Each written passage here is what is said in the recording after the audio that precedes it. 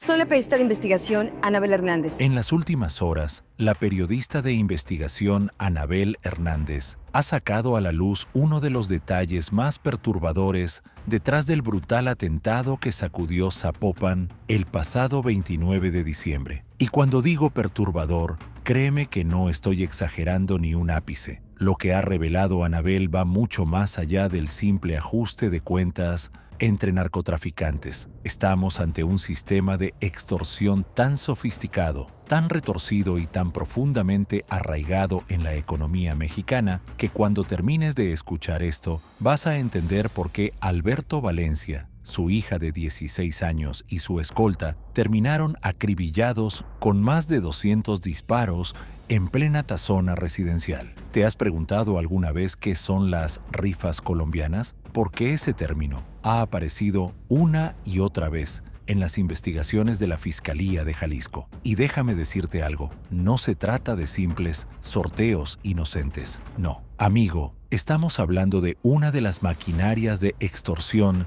más lucrativas y violentas que operan actualmente en México. Y Alberto Prieto Valencia, ese empresario que circulaba en un Lamborghini Urus de 5 millones de pesos, estaba metido hasta el cuello en este asunto. Pero empecemos por el principio, porque necesitas entender la magnitud de lo que estamos hablando. El mercado de abastos de Guadalajara no es cualquier mercado. Estamos hablando de más de 20,000 trabajadores, 60,000 a 70,000 clientes diarios, miles de millones de pesos moviéndose cada semana. Es uno de los centros de distribución de alimentos más importantes de todo el occidente de México. ¿Y sabes qué significa eso? Que quien controla ese mercado controla una parte enorme de la economía formal e informal de Guadalajara. Controla rutas de distribución, controla el flujo de mercancías y, sobre todo, controla el flujo de efectivo. Ahora, imagínate que eres un comerciante en ese mercado. Un día, cualquiera, llega a tu local una mujer joven vestida de manera llamativa para captar tu atención. Te ofrece un boleto de rifa. Te dice que cuesta apenas 20 pesos, que puedes ganar hasta 50,000 pesos en efectivo, o un coche, o electrodomésticos de última generación. Suena bien, ¿verdad? 20 pesos no es nada, así que compras el boleto. Y aquí viene lo interesante. Esa mujer vuelve al día siguiente, y al otro, y al otro, y de repente, esos 20 pesos diarios se convierten en 140 pesos a la semana, 560 pesos al mes, 6,620 pesos al año por comerciante. Ahora multiplica eso por los miles de locatarios que hay en el mercado de abastos. ¿Empiezas a ver los números? Estamos hablando de millones de pesos mensuales. Y aquí está el truco macabro de todo esto. Esos sorteos casi nunca tienen ganadores reales, o cuando los hay, ganan una fracción ridícula de lo prometido. El dinero se queda en manos de quienes organizan las rifas. Y cuando digo quienes organizan,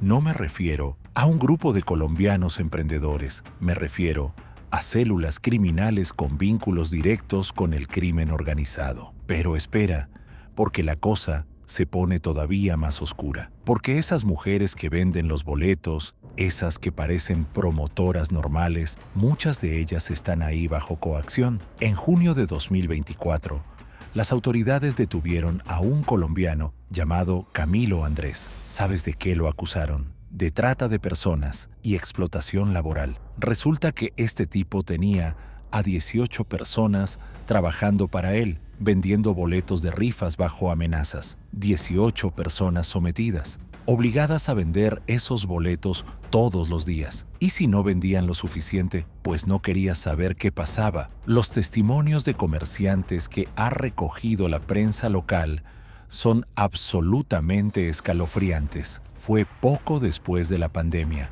relata uno de ellos bajo anonimato por miedo a represalias. Los colombianos empezaron con las rifas. Los miembros del crimen organizado los protegían y los dejaban trabajar en el lugar a cambio de una parte de la ganancia. Estaban trabajando con la plaza y al que no pagaba, se lo llevaban y lo tableaban. ¿Entiendes lo que significa eso? Significa que estos boletos de 20 pesos no son opcionales, Son obligatorios. Es un pago de extorsión disfrazado de rifa. Es derecho de piso con una carita bonita pintada encima. Y si te niegas a pagar, si te niegas a comprar esos boletos día tras día, semana tras semana, te conviertes en un objetivo. Te tablean. Para los que no conocéis el término, tablear significa golpear brutalmente a alguien, generalmente con tablas de madera, hasta dejarlo irreconocible como advertencia para los demás. Y aquí es donde Alberto Prieto Valencia entra en la ecuación, porque Valencia no era un comerciante cualquiera, era el dueño de Transportes Sodal, era bodeguero del mercado de abastos, era líder de transportistas, controlaba rutas de distribución, tenía influencia sobre quién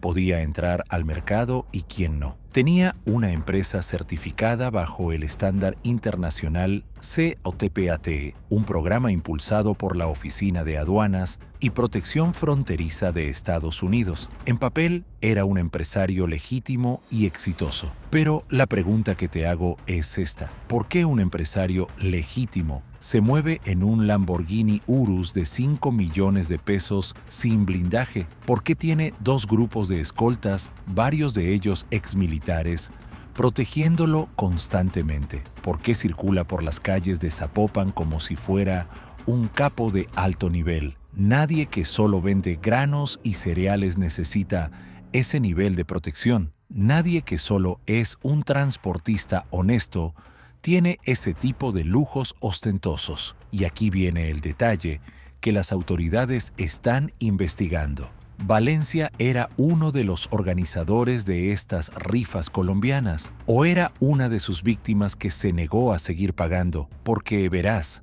la Fiscalía de Jalisco tiene 2 teorías principales. La primera es que Valencia estaba profundamente involucrado en el esquema de las rifas colombianas, que usaba su posición en el mercado para facilitar las operaciones, que sus camiones no solo transportaban frutas y verduras, sino que también movían dinero sucio de las extorsiones, y que algo salió mal. Quizás no repartió las ganancias correctamente, quizás intentó quedarse con más de lo que le correspondía, quizás traicionó a sus socios criminales. La segunda teoría es aún más interesante. ¿Y si Valencia se negó a pagar? ¿Y si, como empresario poderoso del mercado, decidió plantar cara a los extorsionadores? Piénsalo, un tipo con su nivel de recursos, con sus conexiones, con su influencia, tal vez pensó que podía resistirse. Tal vez pensó que su dinero, sus escoltas y su posición lo protegerían.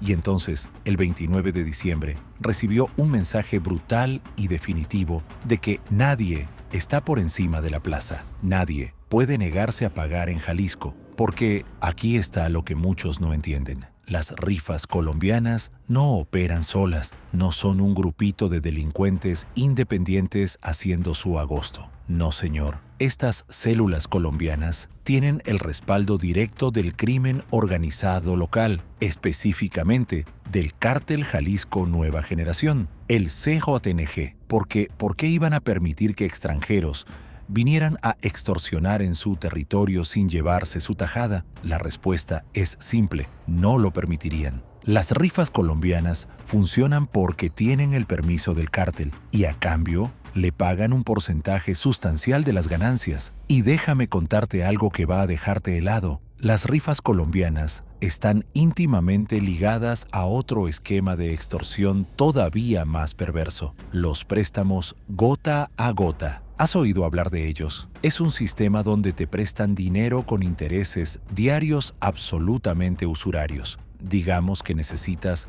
10,000 pesos para una emergencia médica de tu familia. Te prestan ese dinero, pero tienes que devolver 300 pesos diarios durante 50 días. Haz las cuentas. Son 15,000 pesos que tienes que devolver, un 50% de interés en menos de 2 meses. Pero espera, porque hay más. Como parte del contrato, te obligan a comprar boletos de las rifas colombianas. Así que no solo estás pagando esos 300 pesos diarios, sino que además tienes que comprar boletos por otros 20, 30, 40 pesos al día. la deuda se multiplica, el control sobre ti se fortalece, y si un solo día no puedes pagar, las amenazas empiezan, primero verbales, luego contra tu familia, luego físicas. Es un círculo vicioso del que es prácticamente imposible salir. Y lo más aterrador de todo es que este sistema no es exclusivo de Jalisco. Se ha detectado en la Ciudad de México desde 2019, en Puebla, en Oaxaca, en Michoacán.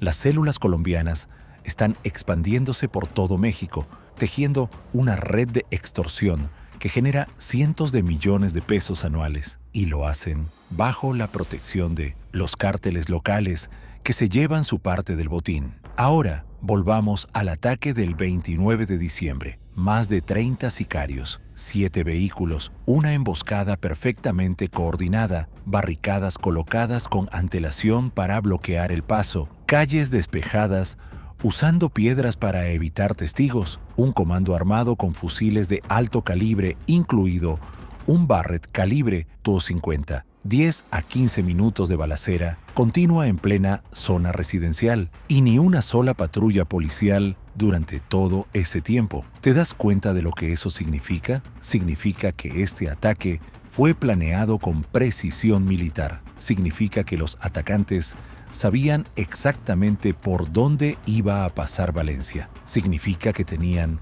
información privilegiada sobre sus rutas, sus horarios, sus escoltas, y significa que tenían la confianza absoluta de que podrían ejecutar el ataque, matar a su objetivo y escapar sin que ninguna autoridad los molestara. Y aquí viene la parte que debería indignarte hasta lo más profundo de tu ser. El mercado de abastos está a escasos kilómetros de donde ocurrió el ataque. Las autoridades de Jalisco saben sobre las rifas colombianas desde hace años. Hay reportes periodísticos desde 2019, hay denuncias de comerciantes, hay detenciones como la de Camilo Andrés en 2024, y aún así, el sistema sigue operando. Las rifas continúan, los préstamos gota a gota siguen arruinando vidas, y los empresarios como Valencia, ya sea que fueran cómplices o víctimas, terminan acribillados junto con sus hijas adolescentes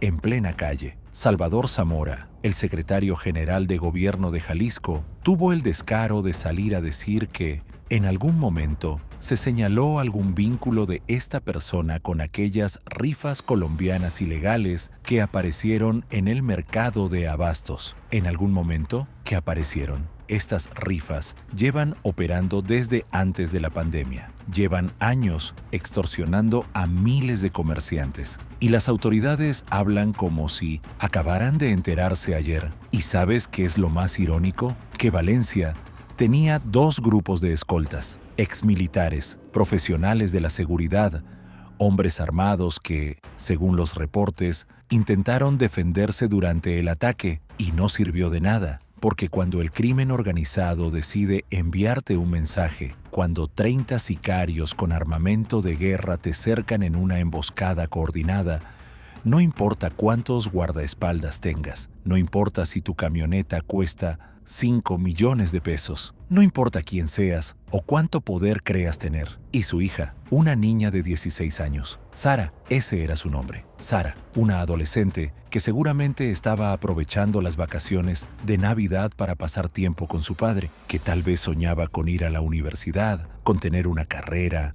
con enamorarse, con viajar, con tener su propia familia algún día. Todos esos sueños, todas esas esperanzas, todas esas posibilidades, borradas en cuestión de segundos por las balas de sicarios, que ni siquiera se detuvieron a pensar que estaban matando a una niña, porque eso es lo que hace la extorsión sistemática. No solo arruina negocios, no solo destruye la economía, crea un ambiente donde la vida humana vale menos que nada, donde una ejecución pública en plena zona residencial es solo otro día en Jalisco, donde los niños mueren como daños colaterales y las autoridades se encogen de hombros. ¿Y qué ha pasado después del ataque? Pues lo de siempre, un operativo espectacular con helicópteros, con decenas de elementos de diferentes corporaciones, con declaraciones de que se está investigando y se harán justicia. Se recuperaron 4 vehículos abandonados, 3 con placas de Michoacán, lo que confirma que fue crimen organizado de alto nivel operando entre estados. Se encontraron más de 200 casquillos en la escena. Se tienen videos del ataque, grabados por los propios sicarios que portaban gorras con insignias del CJNG. ¿Y cuántos detenidos hay? 0, ni uno. Los 30 sicarios que participaron en esta masacre están libres, probablemente en otro estado, probablemente ya planeando su próximo ataque, porque esa es la realidad de México. Una tasa de impunidad superior al 90% en homicidios, carpetas de investigación que se abren y nunca se cierran, familias destrozadas que nunca obtienen justicia, y mientras tanto, en el mercado de abastos, las rifas colombianas continúan. Los boletos se siguen vendiendo, los comerciantes se siguen viendo obligados a pagar, las amenazas continúan, los préstamos gota a gota siguen atrapando a familias desesperadas en círculos infinitos de deuda, y el sistema gira y gira, generando millones de pesos para las células criminales que operan bajo la protección del cártel más poderoso de México. ¿Sabes cuál es la parte más perturbadora de todo esto? Que Alberto Valencia probablemente sabía que iba a morir. Por eso tenía 2 grupos de escoltas, por eso se movía siempre vigilado, por eso. A pesar de toda su riqueza ostentosa, vivía con el miedo constante de que cada viaje podría ser el último. Y aún así, siguió operando, siguió moviéndose por Zapopan, siguió haciendo negocios en el mercado de abastos. Porque cuando estás atrapado en ese mundo, cuando estás metido hasta ese nivel en el crimen organizado, no hay salida. No puedes simplemente retirarte y vivir una vida tranquila. O sigues jugando el juego hasta que ganas, o juegas hasta que pierdes. Y Valencia perdió. Pero aquí está la pregunta que nadie se atreve a hacer. ¿Cuántos Alberto Valencia más hay en el mercado de abastos? ¿Cuántos comerciantes exitosos que aparentan ser empresarios legítimos están en realidad profundamente involucrados en esquemas de extorsión, lavado de dinero y narcotráfico? ¿Cuántos están pagando protección a cambio de poder operar? ¿Y cuántos, si se atrevieran a hablar, terminarían exactamente igual que Valencia? El secretario Salvador Zamora dijo que no se ha confirmado si Valencia estaba involucrado en las rifas o si era una víctima. Qué conveniente, ¿verdad? Qué fácil es para las autoridades decir no sabemos, estamos investigando, cuando la realidad es que llevaban años sabiendo sobre esta situación y no hicieron absolutamente nada para detenerla. Y lo más trágico es que este caso va a terminar exactamente igual que todos los demás. Pasarán unas semanas, los medios dejarán de hablar del tema, la gente se olvidará y las rifas colombianas seguirán operando, los comerciantes seguirán pagando, el dinero seguirá fluyendo hacia las manos del crimen organizado y en algún momento habrá otro empresario que será ejecutado, otra emboscada, otra balacera en plena calle, otras víctimas inocentes, y el ciclo continuará, porque eso es México en 2025, un país donde puedes organizar un ataque militar en plena zona residencial, matar a 3 personas incluyendo una adolescente, disparar más de 200 veces durante 10 minutos y escapar sin que ninguna autoridad te detenga, un país donde las cámaras de videovigilancia que el gobierno presume en sus conferencias de prensa no sirven para nada cuando realmente se necesitan. Un país donde la impunidad es la norma, no la excepción. Entonces, ¿qué podemos aprender de todo esto? Que las rifas colombianas son mucho más que simples sorteos ilegales. Son la punta del iceberg de un sistema masivo de extorsión que permea toda la economía informal de México. Son una herramienta de control territorial, son un mecanismo de lavado de dinero, son una fuente de ingresos multimillonaria para el crimen organizado y son, sobre todo, una demostración perfecta de que en México el Estado ha perdido el control sobre sectores enteros de la economía. El asesinato de Alberto Prieto Valencia no fue un caso aislado, Fue un mensaje para todos los comerciantes del mercado de abastos.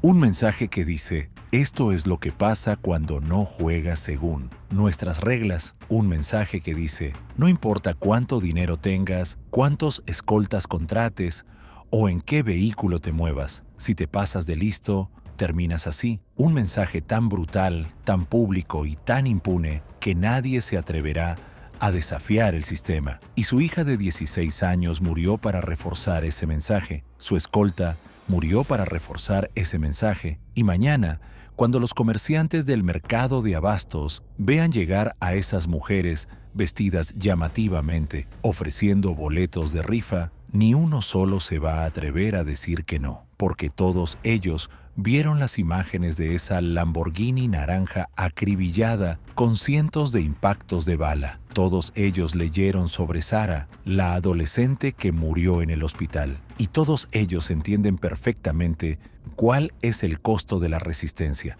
Esto es lo que Anabel Hernández ha destapado. No solo la brutalidad de un ataque, no solo la incompetencia de las autoridades, sino todo un sistema de extorsión que opera a la vista de todos, protegido por el crimen organizado más poderoso de México y tolerado por un gobierno que prefiere mirar hacia otro lado mientras las familias mexicanas son despojadas de su dinero, de su seguridad y de sus seres queridos. Y ahora pregúntate, ¿cuántos mercados más en México tienen el mismo problema? ¿Cuántas rifas colombianas están operando en tu ciudad sin que lo sepas? ¿Cuántos comerciantes están siendo extorsionados mientras compramos nuestras frutas y verduras sin saber nada?